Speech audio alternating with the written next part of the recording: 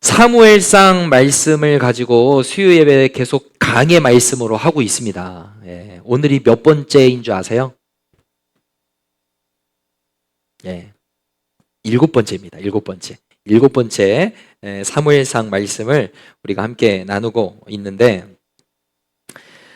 우리는 하루에도 수많은 소리를 들으며 삽니다. 사람들의 이야기 소리, 자동차 소리, 요즘엔 저녁에는 풀벌레 소리도 나고 여러 가지 소리를 듣는데, 우리가 이것만큼은 꼭 들어야 되겠죠. 하나님의 음성을 듣는 저와 여러분 되었으면 좋겠습니다.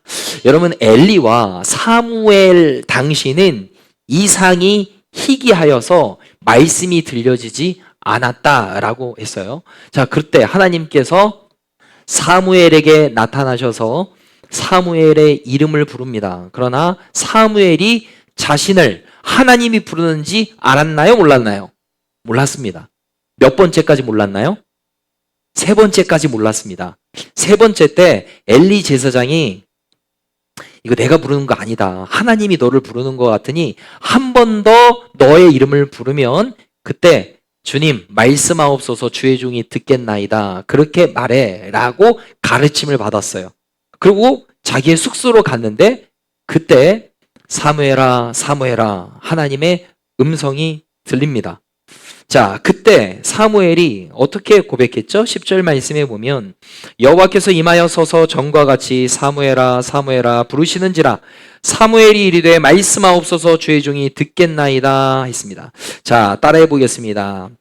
말씀하옵소서 주의 종이 듣겠나이다. 아멘. 사무엘이 아마 우리 아이들 정도 나이 이 정도 됐을 수도 있어요. 너희 정도 딱 나이에 하나님이 다오나 이렇게 부르는 거예요. 아무개야 이렇게 이름을 부르는 거예요. 그때 뭐라고 대답하겠어요? 엄마 무서워 누가 날 불러 하는 게 아니고 어떻게 해야 돼요? 다오나 얘기해봐.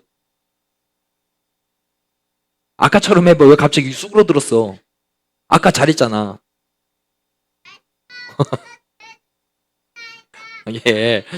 그렇게 사무엘이 그렇게 반응을 했어요. 자, 이게 굉장히 중요한 신앙의 태도인데요. 첫 번째, 말씀하옵소서 그렇게 고백을 하고 있어요. 하나님의 주권자임을 인정하고 있는 거예요. 나의 말을 주님이 들어주세요가 아니라 주님 나에게 말씀해 주세요. 당신은 나에게 말씀하시고 주권이 당신에게 있습니다. 이 뜻이고, 두 번째로는 나는 주의 종입니다. 이렇게 말하잖아요. 나는 하나님의 종입니다. 이렇게 자신의 신분을 겸손하게 낮춰서 자신의 정체성에 대해서 고백하는 거고, 그리고 듣겠습니다. 이렇게 하는 거죠. 순종하겠다는 결단이 있는 거예요. 말씀하옵소서 주의 종이 듣겠나이다. 여러분, 오늘날도 하나님은 우리를 부르십니다. 우리가 못 들을 뿐입니다. 하나님은 우리를 늘 불러주셔요. 자, 하나님의 음성을 우리가 듣기를 원하잖아요. 여러분, 하나님의 음성을 듣기를 원하시나요? 여러분, 하나님은 어떤 방법으로 우리에게 찾아오셔서 말씀하실까요? 우리를 불러주실까요? 여러 가지 방법이 있어요. 첫 번째로 우리가 알아들을 수 있게 육성으로 말씀하실 때가 있어요. 오늘 이 사무엘을 부르실 때 하나님이 사무엘을 부를 때 사무엘아 라고 말씀하시는 건 육성으로 들리게 한 거예요. 그러니까 잠자다가 깨서 엘리야에게 간 겁니다. 환상을 본 거 아니에요. 꿈 본 거 아니에요. 귀로 들은 거예요. 하나님이 때때로 그렇게 불러주실 때가 있어요. 제가 청빙 그 과정 가운데 있을 때 제가 설교했던 내용 기억하시는지 모르겠습니다. 제가 하나님의 음성을 들었던 내 질병이 갑자기 생각이 안 나네. 내 질병이 낫겠다라는 이 하나님의 음성, 네 질병이 나았느니라 라는 그 하나님의 음성을 제가 육성으로 들었단 말이에요. 학교에서 수업을 듣고 있는데 하나님의 음성이 육성으로 들리는 겁니다. 이거는 저만 들은 거예요. 주변 사람들은 아무도 듣지 않았는데 하나님이 나에게 말씀하시는 것 같아 라고 음성을 듣는 거, 때때로 하나님이 그렇게 찾아오셔서 여러분들에게 말씀해 주실 때가 있어요. 이 바울이 된 사울도 하나님의 음성을 듣는 게 육성으로 들은 겁니다. 예수 믿는 자들을 사로잡아서 죽이려고 할 때 사울아 네가 왜 나를 박해하느냐 그러잖아요. 누구십니까? 라고 하니까 네가 박해하는 예수다. 이거 육성으로 듣는 겁니다. 하나님의 뜻대로 하나님의 사람에게 나타나셔서 이렇게 육성으로 말씀을 하실 때가 있어요. 그런데 이렇지는 사실 많은 사람들이 이거를 경험하는 사람들이 많이 부족해요. 그러나 듣는 사람도 있고요. 어쨌든 첫 번째, 육성으로 우리는 하나님의 말씀을 듣는다라는 거고, 두 번째로는 꿈과 환상을 통해서 하나님의 말씀을 들을 수가 있습니다. 꿈을 통해서 하나님의 환상을 보여주심으로 하나님이 하시고 싶은 말씀을 가르쳐 주시는 거예요. 이 사도행전 10장 말씀에 보면 고넬료와 베드로에게 환상으로 하나님이 나타나시거든요. 고넬료에게 나타나셔서 내가 너의 그 헌신, 내가 너의 기도를 들었다, 상달되었다 라고 말씀하시면서 뭐라고 말씀하시냐면 너 요바에 있는 베드로를 너희 집에 청해 라고 환상 가운데 말씀하시거든요. 그리고 이 베드로에게도 하나님의 환상을 보여주시는데 하늘에서 보자기가 위에서 쫙 내려옵니다. 근데 딱 뜯어보니까 그 안에 유대인들이 먹지 않는 부정한 짐승들이 있는 거예요. 근데 음성이 들립니다. 잡아 먹어라. 그때 베드로가 뭐라고 얘기를 하냐면 저는 이 부정한 음식 먹지 않습니다 라고 말을 할 때 그때 뭐라고 말씀을 하시냐면 하나님이 속되다, 하나님이 정결하게 하신 것을 네가 속되다 하지 말라 이렇게 말씀을 하시거든요. 이 환상, 이 그림을 3번이나 보여주십니다. 그 어떤 것을 가르쳐 주시려고 하는 거냐면 그 사건 이후로 이 베드로가 고넬료의 집에 가서 복음을 증거해서 그들이 예수님을 믿게 돼요. 그러면서 성령을 받게 돼요. 그때 깨달아요. 아, 이방인들도 예수님을 믿으면 하나님의 영, 성령이 임하는 거구나 라는 것을 깨닫게 돼요. 하나님이 무언가 하시려고 하는 일들이 있을 때 꿈과 환상을 통해서 보여주실 때가 있습니다. 뭐 새벽에 잠자다가 뭐 환상 같은 거, 어떤 거, 꿈 같은 걸 우리가 볼 수 있잖아요. 근데 그게 다 하나님이 보여주시는 꿈과 환상이 아닐 수도 있어요. 모든 꿈과 환상이 다 하나님이 보여주시는 거다. 이렇게 하면 위험해질 수 있습니다. 하나님의 꿈과 환상은요, 잠자다가 딱 깨고 다시 새벽에 다시 잠잤다가 일어나면 내가 무언가 환상을 본 것 같은데 그 내용이 뭐였지? 할 수가 없습니다. 왜냐하면 하나님이 보여주시는 꿈과 환상은 아주 정확하게 기억날 수밖에 없어요. 가끔 이럴 때 있잖아요. 잠자다가 무언가 신비한 거를 본 것 같아. 들은 것 같아. 그러면 새벽에 딱 깨. 그러면 뭔가 너무 신비하다. 아침에 일어나서 아내한테 얘기해줘야지. 남편한테 얘기해줘야지. 잠자다가 딱 일어나. 그럼 생각나야 안 나요? 안 나. 그거는 하나님이 주시는 환상과 꿈이 아니에요. 가끔 꿈속에서 갑자기 나의 조상이 나타나서 숫자를 알려줬다는 둥 뭐 이렇게 하면 그거 옆에 잘 보세요. 개 한 마리가 왔다 갔다 할 수 있어요. 그게 뭐냐? 개꿈이란 얘기, 개꿈. 그런 거는 하나님이 꿈과 환상으로 주는 게 아니에요. 꿈과 환상을 통해서 하나님이 말씀하실 때가 있는데 이거는 잊혀지지 않는 거예요. 아, 하나님이 나에게 확실히 보여주시는 거구나 라고 깨닫게 하실 때가 있다라는 거죠. 그렇게 하나님이 말씀해 주십니다. 3번째로는 하나님께서는 상황을 통하여 말씀해 주셔요. 이 사도행전 16장 7절 말씀에 보면 무시야 앞에 이르러 비두니아로 가고자 했으되 예수의 영이 허락하지 아니하는지라 그랬어요. 바울이 복음을 열심히 증거를 할 때 아시아 쪽으로 자꾸 가려고 했거든요. 근데 자꾸 막히는 거예요. 희한하게 막히는 거예요. 바울의 마음의 소원은 내가 아시아 쪽에 가서 아주 활발하게 복음을 증거해야지. 그런데 그게 자꾸 막혀요. 근데 그때 환상을 봅니다. 9절. 밤에 환상이 바울에게 보이니 마게도냐 사람 하나가 서서 그에게 청하여 이르되 마게도냐로 건너와서 우리를 도우라 하거늘 그랬어요. 마게도냐에 있는 이 유럽 사람이 손을 들어서 일로 와서 나를 좀 도와줘 라는 환상을 본 겁니다. 그러니까 이 다음에 말씀에 보면 10절 말씀에 바울이 그 환상을 보았을 때 우리가 곧 마게도냐로 떠나기를 힘쓰니 이는 하나님이 저 사람들에게 복음을 전하라고 우리를 부르신 줄로 인정함이러라 그래요. 그러니까 아시아 쪽으로 가서 복음을 증거하려고 그랬는데 그게 막히니까 하나님이 마게도냐 사람을 통해서 너 이제는 마게도냐 유럽 쪽으로 가서 복음을 전해 라고 하나님이 말씀해 주시는 거예요. 상황을 통해서 막히는 것은 여러분 그게 끝이 아닙니다. 무언가 계획을 짰는데 막혔다라는 것은 다른 길로 하나님이 열어주시는 거예요. 뭔가 계획을 짜서 우리가 자꾸 나가려고 하는데 막힌다. 하나님이 다른 길로 가라고 하나님이 열어주시는 거예요. 이 지금 사도 바울이 그거를 경험한 거죠. 그러니까 하나님은 상황을 통해서 우리가 가야 할 곳을 막으시고 새로운 길로 열어주실 때가 있다라는 겁니다. 상황을 통해서 하나님이 깨닫게 하시는 거죠. 제가 예전에 전도사 시절에 여러분 가끔 그럴 때 있잖아요. 아, 내일 새벽은 쉬고 싶다. 이런 생각을 할 때 있잖아요. 아, 내일은 좀 새벽기도 안 나가고 싶어. 여러분 그런 생각 들어요, 안 들어요? 예, 전도사였지만 그런 생각이 들었어요. 그러면 알람을 끄고 잡니다. 여름이었는데 알람을 끄고 이렇게 자는데 그 불청객이 있잖아요. 요 소리. 요 소리. 그러면 딱 깹니다. 그러면 어떻게 해요? 여러분 이불 뒤집어 쓰고 잡니까? 그럼 여름에는 더워요. 그러면 어떻게 해야 돼요? 이불을 여기까지 해놓고 손을 여기다 딱 놔. 그러면 탁 가지면 탁 이렇게 때리는 거죠. 새벽에 그렇게 하려고 이렇게 하고 있는데 이러면서 탁 날아가고 다시 좀 있다가 그걸 한 3-4번을 제 뺨을 몇 대 때렸습니다. 그러다가 딱 잡아가지고 탁 잡았죠. 그래서 이거 닦아야 되잖아요. 불을 켜고 이게 휴지로 딱 이렇게 해서 시기를 딱 보니까 몇 시? 4시 30분 새벽기도 일어날 시간. 여러분 저는 잘라고 그랬어요. 저의 계획은 잘라고 했습니다. 근데 하나님이 모기를 통해서 정확하게 새벽기도 나가라 깨워주시더라고요. 제가 알았습니다. 하나님은 모기를 통해서도 말씀해 주시는구나. 모기를 통해서도 역사하시는 하나님. 이거를 제가 경험했습니다. 여러분 하나님은 상황을 통해서 하나님이 때때로 우리의 삶을 선한 길로 인도해 주실 때가 있다라는 거예요.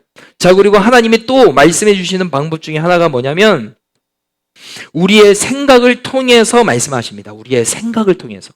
그러니까 양심의 소리라도 볼 수 있어요. 양심의 소리. 자, 요한복음 14장 26절 말씀을 함께 읽어보겠습니다. 시작.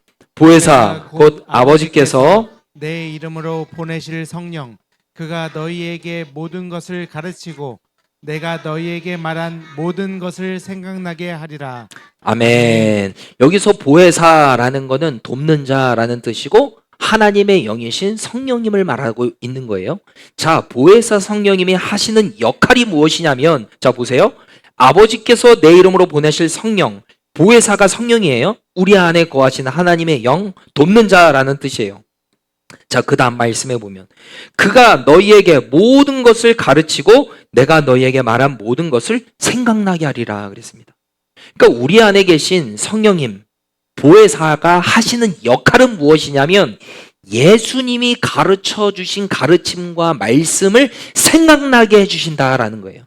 그게 성령님이 하시는 역할입니다. 그러니까 이런 거예요. 우리가 어떤 일을 할 때 내 안에 어떤 사건에서 하나님의 말씀이 딱 떠올라.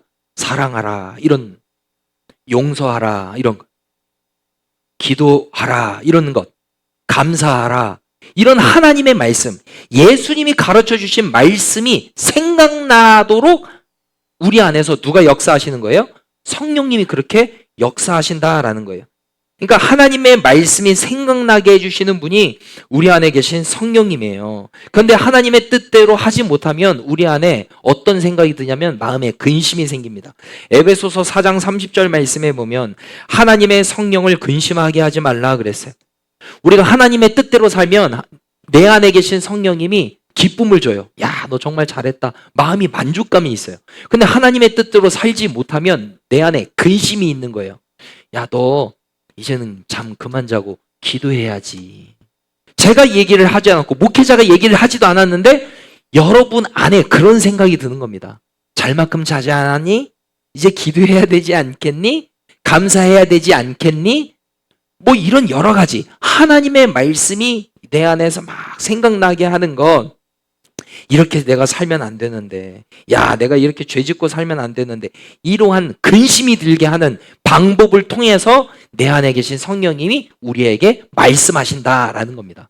여러분 요즘에 성령님이 여러분 안에 계심으로 여러분 안에 있는 어떤 근심이 무엇입니까? 먹고 사는 근심 말고 내가 하나님의 더욱더 뜻대로 순종하면서 살아가야 되는데 내가 그렇지 못하고 있네 라는 근심, 그거는 누구의 근심이냐면 내 안에 계신 성령님이 주시는 근심이라는 거예요. 그 성령의 근심에 반응해서 내가 회개하고 나아가는 거, 그거 하나님이 원하신다라는 거죠. 자, 그리고 하나님이 우리에게 말씀하시는 가장 확실한 방법이 무엇이냐면 성경 말씀을 통해서 말씀하시는 거예요. 성경 말씀을 통해서. 이렇게 예배 시간에 선포되어지는 말씀, 여러분 이러한 시간을 통해서 하나님이 나에게 말씀하신다. 이게 가장 확실하다는 거예요. 여러분 꿈을 보고 환상을 보고 뭐 음성을 들었어요. 이런 사람들을 보면은 이게 잘못된 어떤 판단을 할 때가 있어요. 이게 제가 들으면 이거는 아닌데, 하나님의 음성이 아닌데 싶은데 하나님이 나에게 말씀하셨다는 거예요. 이게 분별되지 않으면 이게 혼란스럽게 됩니다. 그러니까 하나님의 가장 확실하게 허락해 주시는 말씀의 방법은 뭐냐면 예배 시간에 선포되어지는 말씀을 통해서 주님이 주시는 거예요. 여러분들이 기도를 성경을 읽을 때, 또 큐티를 할 때, 이럴 때 눈에 보여지고 내 마음에 감동이 될 때가 있잖아요. 하나님이 그러한 말씀을 통해서 여러분들에게 주시는 거예요. 내 마음에 꽂히게 하는 것. 그게 하나님이 저와 여러분들에게 하시는 말씀의 방법이다라는 거예요. 지금 하나님이 여러 가지를 통해서 말씀하신다고 제가 말씀드렸습니다. 육성으로, 꿈과 환상으로, 상황을 통해서, 또 우리 안에 생각을 통해서, 그리고 예배 시간에 선포되어지는 말씀, 또 내가 읽는 이 성경 말씀을 통해서 하나님의 음성을 들을 때가 있어요. 어떤 방식으로 하나님이 찾아올지는 모릅니다. 그러니까 우리는 늘 열려 있어야 돼. 하나님이 어떤 방법으로 어떻게 말씀하시는지 모릅니다. 그러니 하나님, 내가 하나님의 음성을 정확하게 분별하고 알 수 있는 은혜를 허락해 달라고 그러한 기도가 필요하겠죠. 자, 오늘 말씀해 보면은 이 사무엘이 이제 하나님의 음성을 듣습니다. 근데 어떤 말씀을 주시냐면 11절과 우리 12절을 함께 읽어보도록 하겠습니다. 11절, 12절 시작. 여호와께서 사무엘에게 이르시되 보라, 내가 이스라엘 중에 한 일을 행하리니 그것을 듣는 자마다 두 귀가 울리리라. 내가 엘리의 집에 대하여 말한 것을 처음부터 끝까지 그 날에 그에게 다 이루리라. 아멘. 내가 앞으로 이스라엘 중에 한 가지 일을 내가 행할 건데 듣는 자마다 두 귀가 울리리라 그랬어요. 이 새번역 성경 보면 이렇게 나와요. 무서워서 귀까지 멍멍해질 것이다. 이렇게 먹먹해질 것이다. 이렇게 나와요. 12절 보면 내가 엘리의 집에 대하여 말한 것을 처음부터 끝까지 내가 다 이룰 거다. 엘리의 집에 대해서 말한 내용이 무엇이냐면 2장에 이런 내용이 나와요. 우리가 2주 전에 읽은 말씀인데 엘리에게 하나님이 이렇게 말씀하시죠. 내 팔과 조상의 지팔을 끊어서 집에 노인이 없게 하겠다. 내 집에 환난이 있을 거다. 내 집에 노인이 없을 것이다. 내 눈을 쇠전하게 할 것이다. 내 마음을 슬프게 할 거다. 내 집에서 출산하는 모든 자가 젊어서 죽을 것이다. 내 아들 홈리와 비느하스가 한날에 죽게 될 것이다. 그러니까 하나님께서 이 엘리 집안을 완전히 그냥 멸하시겠다고 하나님이 미리 말씀해 주셨거든요. 근데 왜 이러한 무서운 심판을 당했냐? 13절 말씀에 보면 내가 그의 집을 영원토록 심판하겠다고 그에게 말한 것은 그가 아는 죄악 때문이니. 이 엘리가 심판을 당한 이유를 엘리가 안다라는 거예요? 모른다라는 거예요? 알고 있다라는 거예요. 이는 그가 자기의 아들들이 저주를 자창하되 금하지 아니하였음이니라. 이 자기의 아들 홈리와 비느하스가 여호와의 제사를 멸시하고 여호와를 멸시했잖아요. 여러분 설교 내용 들어서 알잖아요. 그러니까 그때 이 엘리가 그 아들을 불러서 호되게 뭐라고 해야 되는데 제대로 했습니까? 안 했습니까? 제대로 안 했어요. 그 죄로 말미암아 내가 너희의 집안을 심판하겠다. 이렇게 말씀하시는 거예요. 네가 저주를 자청했다. 그들이 잘못된 길로 갈 때 금하지 아니했다라고 그랬어요.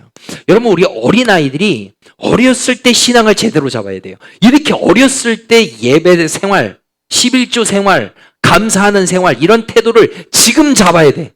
얘네들 중학교 올라가고 고등학교 올라가서 그때 잡으려면 여러분 되겠습니까? 안 되겠습니까?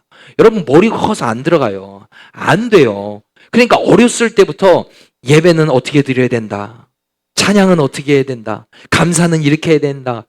헌금 생활은 어떻게 해야 된다. 이거를 어렸을 때부터 가르쳐 줘야 돼요. 근데 이 아이들이 진짜 기가 막힌 거예요. 어렸을 때부터 이렇게 예배 드리고, 아까 그 기도 제목 적어가지고 헌금 드리고 이런 거 봐봐요. 여러분, 이 아이들이 어떻게 하나님이 복을 안 주겠습니까? 복을 차고도 넘쳐나 주겠죠. 여러분, 어렸을 때부터 이렇게 신앙생활 잘하면 하나님은 이 인생 책임져 주실 줄로 믿습니다. 어릴 때 해야 돼요. 어릴 때. 근데 이 엘리가 그것을 제대로 하지 않았다라는 거예요. 자, 그런데 이 사무엘이 하나님의 말씀을 듣는 내용이 무엇이냐면 엘리의 집안을 내가 멸하겠다라는 말을 듣는 거예요. 엘리는 나이가 지금 어린 상황입니다. 그리고 무언가 경험도 별로 없어요. 자, 그런데 하나님께서 사무엘을 불러서 내가 엘리 집안을 멸하겠다 이렇게 말씀했단 말이에요. 여러분, 이거 사무엘이 감당하기가 쉬울까요? 어려울까요? 여러분, 어려운 일이에요. 왜냐하면 엘리는요 나이가 많았다라고 그랬습니다. 그리고 사무엘은 어리다고 그랬어요. 나이 차이가 얼마나 나는지는 모르겠지만 띠동갑이 뭐 네 띠, 다섯 띠 날지도 몰라요. 나이 차이가 어마무시하게 날 거라고요. 그리고 자기가 어렸을 때부터 성전에서 일할 때 옆에서 도와주고 키워준 자예요, 엘리는요. 그런데 엘리의 집안이 망하게 된다라는 것을 사무엘이 들었습니다. 그거를 감당하기는 어려웠을 거예요. 그러니까 말씀해 보면은 15절 말씀해 보면 끝에 그 이상을 엘리에게 알게 하기를 두려워하더니 그랬습니다. 그러니까 그것을 엘리에게 말하기가 부담스러운 거죠. 나이도 어리고 하니까. 자, 그때 그 다음날 아침에 엘리가 묻습니다. 밤에 하나님이 너에게 뭐라고 말씀하셨느냐. 자, 17절 보면 이르되 내게 무엇을 말씀하셨느냐 청하노니 내게 숨기지 말라.